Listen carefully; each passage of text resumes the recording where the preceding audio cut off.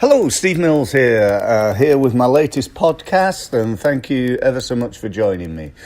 Today I wanted to talk about GDPR. Now, I want to be really clear on this to start with. I am not in any way an expert on GDPR.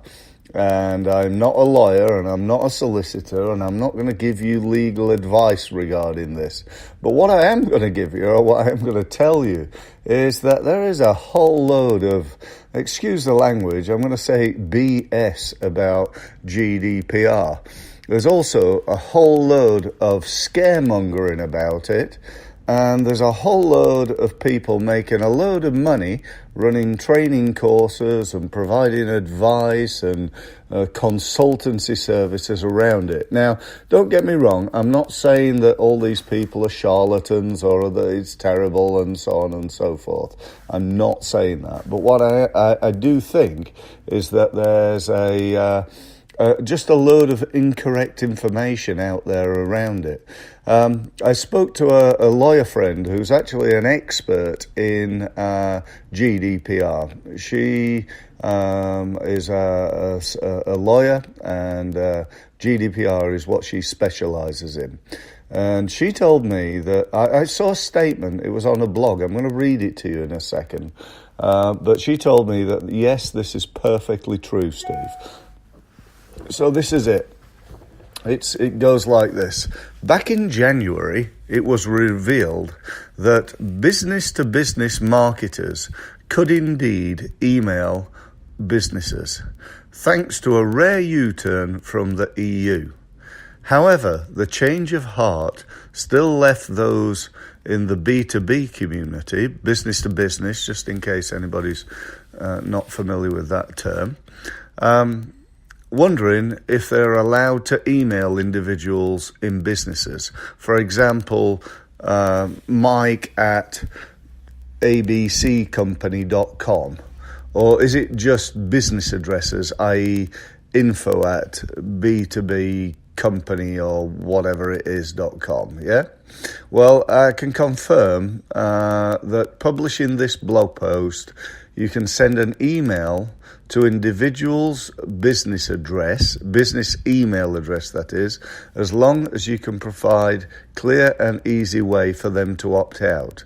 This effectively means that GDPR does not differ to existing Data Protection Act in regards to business. End of blog. Now, that is very different from what I keep hearing, and also from what I get asked a lot. People are saying to me, well, there's no point doing email marketing anymore, is there, Steve? Because it's all going to come to an end on the 25th of May. I said, no, that's not actually the case. No, I'm fully intending, continuing to do that, and I'm sure I won't get any problem. I hope I won't get any problems with it anyway. Looking at that piece of legislation, it basically says this effectively means that GDPR does not differ from existing data protection regulations as far as business to business is concerned. And so, okay, if you're business to consumer, if you're selling to the end consumer, that's going to make things slightly different.